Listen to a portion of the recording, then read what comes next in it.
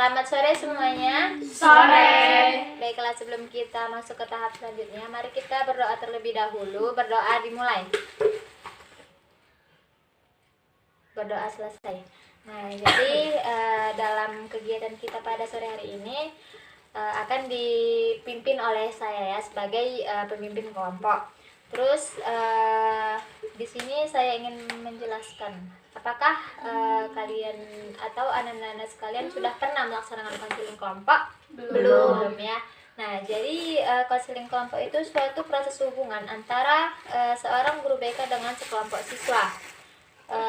Itu berupaya untuk membantu kalian dalam penyelesaian masalahnya.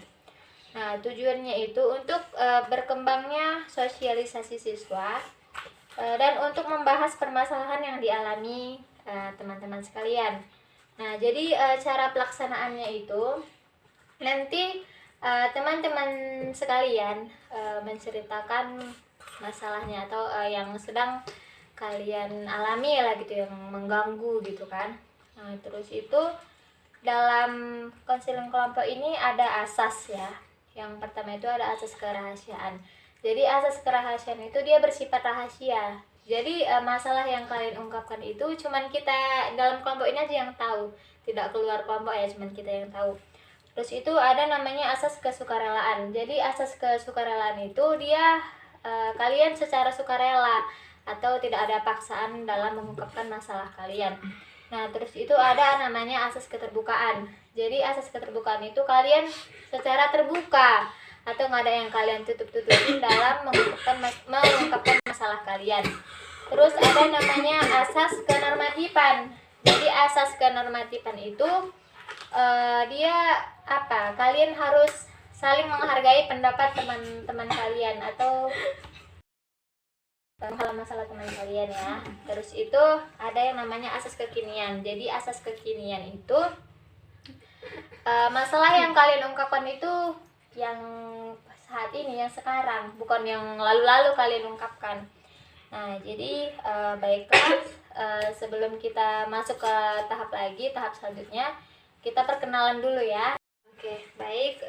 Selanjutnya kita perkenalan terlebih dahulu. Dimulai dari saya, nama saya Sari Devi. Selanjutnya, Nama saya Azir Niksahra. oke. Nama saya Bella Wulandari. Iya, Nama saya Monika Tasya Lubis. oke. Nama saya Yuni Sartika Berusinulingga. Selanjutnya, Nama saya Sonia.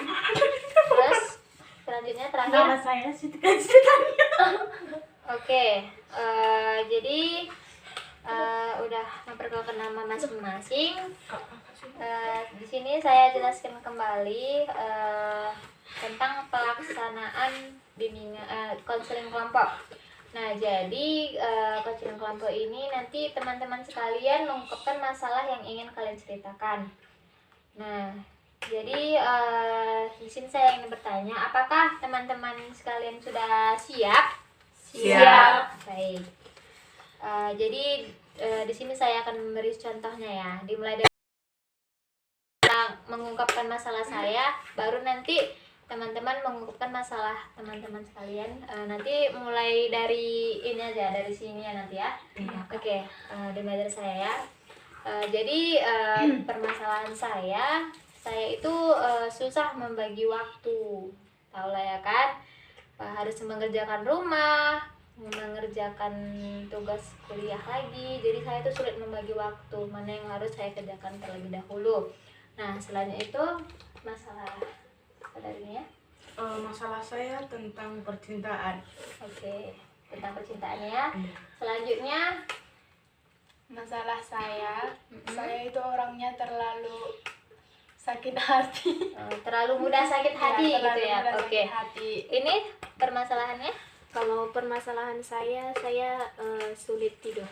sulit tidur ya, mudah pertama tadi tentang percintaan, mudah sakit hati, sulit tidur. Nah, kalau kamu Masalah saya Susah.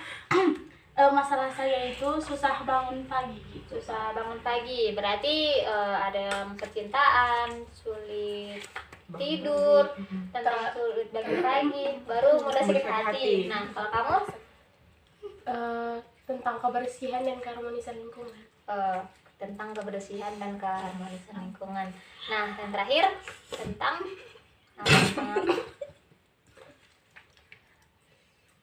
Nah, kamu tentang apa? Jangan main ketawa nanti kan pikir guru kakak ini main-main belajar. Mengapa?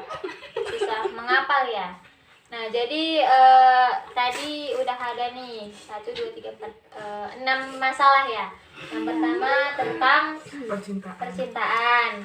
Baru terlalu mudah sakit hati, sulit tidur ya? Sulit tidur. Tentang sulit tidur. Oh ya, sulit tidur. Susah bangun pagi. Susah bangun pagi. Dan kamu tadi masalah kebersihan dan keharmonisan lingkungan ya. Tadi susah menghafal. Nah, jadi udah ada 6 masalah nih. Jadi kira-kira masalah siapa yang mau kita bahas terlebih dahulu? Nah, tentang keharmonisan apa tadi ya? Tentang membuang sampah sembarangan dan keharmonisan lingkungan. Nah, kira-kira teman-teman nih ada nggak yang ingin menanggapi atau memberi solusi tentang masalah dia? Tapi saya kan belum menjelaskan masalah saya, Kak. Enggak, dalam Tadi kan tadi dijelaskan. jadi tinggal menjawab. Dalam konsil kelompok ini nanti kan kalian menjelaskan masalah kalian, baru nanti yang ngasih tanggapan teman-teman, baru nanti baru balikin ke kamu lagi gitu. Oke? Kan masalah kamu tentang kebersihan lingkungan dan keharmonisan lingkungan. Jadi kalau bisa kita di dalam lingkungan itu harus membagikan waktu untuk bergotong royong, bekerja sama dalam seperti membantu menanam bunga gitu. Ya, sama-sama lah membersihkan parit atau menyapu halaman, itu kita harus saling bekerja sama ya gitu. Membantu. Ada lagi? Ada lagi? Sabar Kak. Ada lagi? Oh ada Kak. Untuk keharmonisan lingkungan. Untuk keharmonisan lingkungan itu yang pertama maksudnya Katanya apa? Lingkungannya kurang harmonis. Oh kayak sering berantem gitu. Iya. kurang kebersamaan. Kalau itu intinya dari keharmonisan lingkungan, yang pertama harus diambil paling utama. Harus saling tidak harus egois. Jangan egois dan Iya. menebarkan sisi-sisi positif. Oke, nah tadi udah ada beberapa teman yang ngasih solusi gitu. Jadi kira-kira apa tanggapan kamu dari solusi dari teman-teman yang lain? Seperti ini, keadaan lingkungan saya tidak semudah yang kalian pikirkan. Seperti yang dikatakan oleh kakak ini yang di samping saya, Kak Iza, mengenai tentang gotong royong. Di lingkungan saya tidak ada yang namanya gotong royong. Seperti biasa, setiap lingkungan biasanya memiliki muda-mudi atau Apalah intinya itu. kumpulan untuk Organisasi kebersihan, lah gitu ya. organisasi untuk apa. Tetapi di lingkungan saya itu sangat diabaikan. Kebersihan itu tidak pernah diutamakan oleh gang saya. Oke. Makanya yang kalian katakan tadi itu tidak semudah dengan apa yang kalian Jadi bayangkan. saya luruskan di sini ya. Jadi kan teman-teman ini kan cuma ngasih solusi supaya kamu bisa apa ini mewujudkan lah gitu kan. Gimana sih biar tetangga saya itu harmonis, biar tidak membuang sampah sembarangan gitu.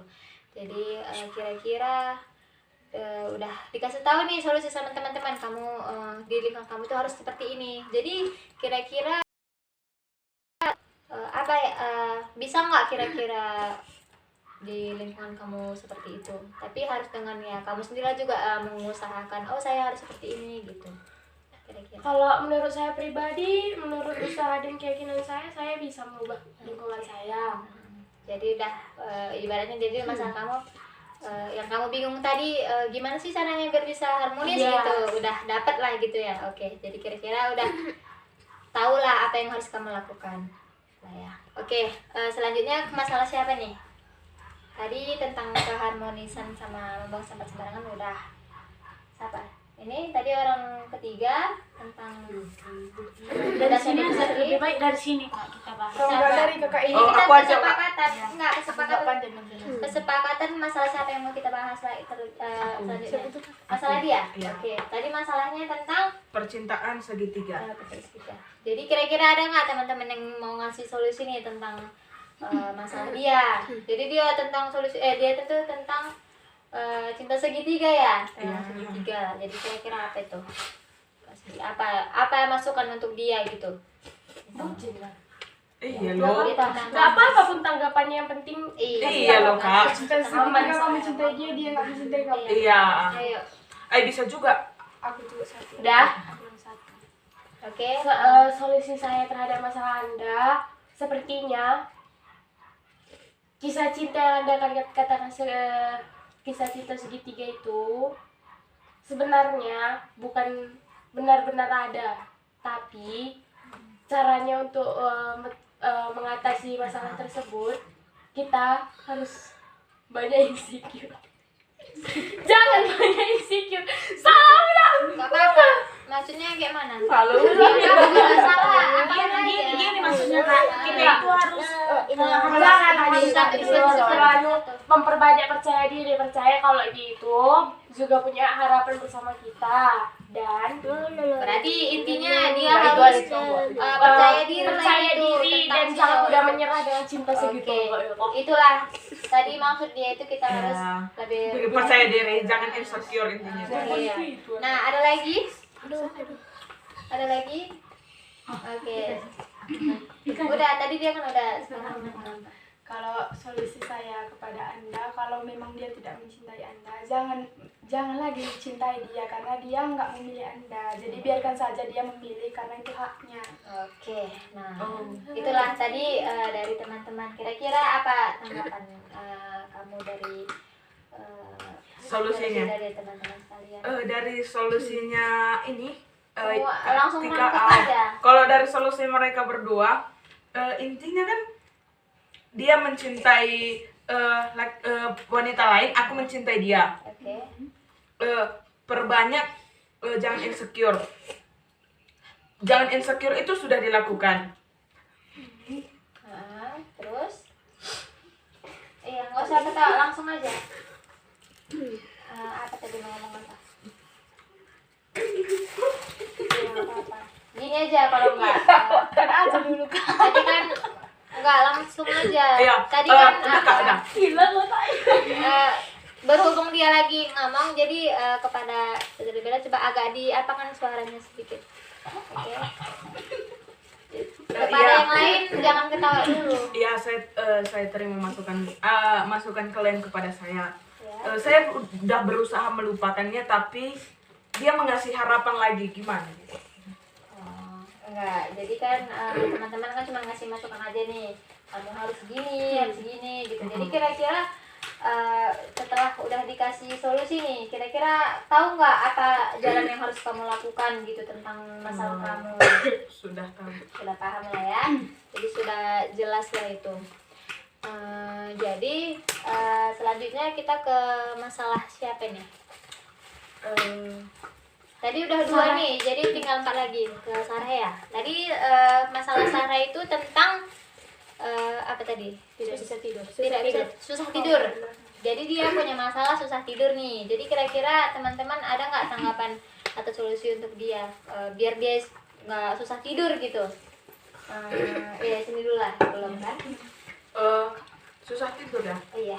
Solusinya jangan sering main gadget karena mengganggu otak. Oke. Dari dia katanya jangan sering main gadget gitu ya. Nah, kamu Kalau saya pertama-tama cuci kaki, cuci tangan, terus berdoa gitu. oh, dari dia lebih ke agama lah ini ya. Harus kita apa dulu lah, cuci kaki, Jalanin. cuci muka lah gitu ya. Nah, selanjutnya ada lagi? Menurut saya kita harus merilekskan Relax gitu ya. Iya, rilekskan tubuh kita dulu, jangan berpikir yang Negatif gitu ya. berpikir negatif, berpikir terlalu berlebihan karena kan kalau tidur itu bisa untuk merilekskan Merilekskan. gitu lah. Jadi kita harus rileks dulu baru Dan menjadi Jadi oke, berarti dia kata saudari ya. Tapi kita harus ini berarti harus sebelum tidur itu kita jangan banyak pikiran, harus rileks lah gitu. Nah, jadi kira-kira tadi kan udah dikasih masukan nih, tanggapan dari teman-teman. Jadi kira-kira apa yang kamu apa namanya, yang kamu tanggapi? Apakah kamu sudah tahu apa yang harus kamu lakukan dengan masalah kamu? Iya, sudah. Jadi kamu harus apa sebelum tidur? Sebelum tidur yang pertama itu pastinya bersihkan diri dulu seperti yang dibilang saudari Tika tadi. Membersihkan kaki, mencuci muka, kemudian berdoa, terus merilekskan pikiran. Oke, nah udah selesai lah, dia udah tahu apa yang harus dia lakukan. Nah, udah 3 nih, udah 3 ya. Oke, udah 3 lah. Selanjutnya itu masalah siapa? 3 lagi nih ya. Kak, 3 tadi belum ya? Belum. Kak, tadi kan udah. Lanjut apa? Nanti aja si Bella telepon aja. Tika dulu. Berapa? 3 dulu? Iya, Tika. Baik. Oke, lanjut ke Tika dulu. Tika tadi apa masalahnya? Kalau mudah sakit hati. Mudah sakit hati. Nah, jadi ini ada nih masalah teman kita, dia katanya terlalu mudah sakit hati. Jadi kira-kira teman-teman ada nggak solusi untuk dia biar dia nggak gampang mudah sakit hati? Oke, pada Sahra. Jadi solusi dari saya itu mungkin kamu sering sakit hati. Jadi apa yang dikatakan orang yang buruk tentang Anda itu tidak usah didengarkan, karena kalau kita memikirkan omongan orang itu pasti nggak ada habisnya. Pasti mereka mengatakan hal yang tidak baik pada kita. Jadi itu tidak perlu didengarkan, biarkan saja. Jadi dari Sahra kita tidak perlulah mendengarkan apa kata orang, omongan orang. Nah, selanjutnya ada lagi. Oke, Kak. Dia jauh dulu. Iya, Jika mudah sudah sakit ya, sakit hati tadi masalahnya. jika omongan orang itu nggak benar bagi kamu, jangan masukkan ke hati. Masuk kuping kanan, keluar kuping kiri aja. Kalau yang buruk lah gitu ya. Tapi kalau yang baik, kamu nggak boleh sakit hati. Itu untuk kebaikan kamu, bukan untuk Oke, keburukan. nah, itulah dari dia lah gitu kan. Ada lagi? Oke. Lebih kurangnya, jika orang berkata sesuatu yang tidak baik tentang kamu, kamu hanya menanggapinya dengan tersenyum, jangan terlalu sakit hati. Jika mengatakannya, terkadang omongan orang dapat kita menjadikan motivasi sebagai kita agar lebih giat untuk kedepannya, agar mereka tidak berbicara seperti itu lagi kepada kita. Jadi Kakak berkegiatan jangan sampai kelelahan atau kecapean. Karena dari kelelahan dan kecapean itu bisa membuat badan kurang fit atau gimana? Capek loh, jadi bangunnya pun malas gitu. Oke, nah itu tadi tanggapan dari saudari ini ya. Ada lagi yang ingin memberi? Ada?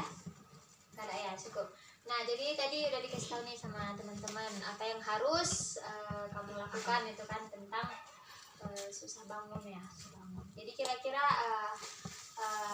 berdasarkan dari tanggapan teman-teman, kira-kira tentang masalah kamu udah tahu apa yang harus kamu lakukan? Sudah. Seperti Kita itu jangan terlalu capek, karena kan terlalu kelelahan itu akan membuat kita lebih malas bangun gitu Kak. Jadi kan jadi malas gitu, mageran gitu Kak. Kalau dan kata saudara Kakak ini juga kita harus membuat alarm. Itu juga sangat betul menurut saya Kak, karena kan alarm juga bisa membangunkan kita di pagi hari. Nah, jadi udah 5 nih, 5 masalah teman-teman yang sudah kita selesaikan atau sudah kita bahas. Nah, masalah terakhir nih. Tadi masalahnya apa? Susah menghafal. Oh iya, tadi masalahnya susah menghafal. Jadi kira-kira teman-teman nih ada nggak yang memberi solusi? Oke. Banyak nih ya. Coba dulu nih. Oh nih, Sarah dulu. jadi solusi dari saya untuk bisa menghafal itu usahakan saat membaca itu suaranya terdengar gitu, jangan menghafal di dalam hati gitu. Jadi usahakan untuk ada suaranya gitu. Jadi itu bisa memudahkan kita untuk menghafal gitu. Nah, itu tadi dari kita menghafal itu dengan suara gitu menurut dia. Nah, ada lagi? Menurut saya kalau kita susah menghafal itu lebih baik kita sering-sering mendengarkannya. Sering-sering diulang-ulang lagi Iya, ya. kita dengarkan secara ulang-ulang, dan kita juga harus mengikutinya Kak, jangan hanya kita mendengarkan terus kita diam saja gitu. Iya. Berarti kita harus mendengarkan, saling mengikut Dan- dan mensyariahnya. Oke. Seringlah sering-sering kita dengan ulang-ulang. Ada lagi? Kalau Oke. kalau susah Ya, terus kalau susah menghafal. menghafal itu perlu membaca kayak yang dibilang saudari Sarah, membaca kuat, jangan di dalam hati. Misalnya kamu lagi main gadget, ada yang entah apa yang mau dibaca, entah dari WhatsApp, entah apa, dibaca kuat. Itu pun mau rahasia, mau apa, yang penting kamu baca. Jadi mudah gitu ya. Iya. bacanya. Oke, ada Dan lagi? ingatan kamu harus Solusi apa? saya kepada Adinda Bella, jangan terlalu sering main game karena dari game itu membuat kita kecanduan, jadi lupa untuk membaca gitu, lupa karena ada game udahlah nanti aja bacanya, Jadi males gitu iya ya. jadinya kita lupa. Oke, ada lagi? Intinya jika dia sulit menghafal, pertama-tama yang harus dilakukan menguasai materi. Harus lebih menguasai gitu ya. Nah, tadi udah dikasih tahu nih sama teman-teman nih apa yang harus kamu lakukan. Jadi kira-kira dari tanggapan teman-teman, kamu udah tahu nih apa yang harus kamu lakukan? Sudah ya. Kira-kira apa yang bisa kamu lakukan? Harus kalau menghafal harus membacanya nggak boleh dalam hati, Lebih apalah bersuara. Oke, terus dan baru tadi menghafalnya tidak harus diulang-ulang. sama jangan kecanduan itu tadi ya. Sampai main game. Oke, nah berhubung waktu kita sudah mau habis, jadi pertemuan konseling kelompok kita pada hari ini kita akhiri ya. Karena kan masalahnya semuanya sudah kita bahas. Nah, jadi sebelum kita akhiri, kira-kira solusi. Nah, baik. Sebelum kita akhiri, di sini saya ingin teman-teman memberikan pesan setelah kita melakukan konseling kelompok ini. Jadi kira-kira siapa yang ingin memberikan pesan? Oke. Menurut saya setelah kita melakukan konseling bersama, menurut saya lebih lega gitu, karena saya dapat membagi masalah saya kepada teman-teman, dan saya lebih mengetahui apa yang harus saya lakukan tentang masalah saya ini. Dan menurut saya juga masalah saya ini sangat terpecahkan dengan adanya teman-teman sekalian. Oke, nah diskusinya ya. Ada lagi? Udah cukup lah ya. Nah, jadi udah dikasih tahu nih sama teman-teman nih. Masalah-masalahnya udah diungkapkan dan sudah kita pecahkan. Nah, udah lega lah gitu ya. Udah nggak dipendam lagi nih masalahnya. Nah, jadi terakhir saya ucapkan terima kasih kepada Anda sekalian yang telah bersedia untuk melaksanakan konseling kelompok kita pada hari ini. Nah, sebelum kita akhiri, mari kita berdoa terlebih dahulu. Berdoa menurut agama dan kepercayaan kita masing-masing. Berdoa dimulai. Berdoa selesai. Nah, baik, kita akhiri dengan mengucapkan selamat sore semuanya. Sore. Oke. Salam-salaman kita ya sebelum berakhir dari sini. Oke. Salam-salaman. Salam-salaman.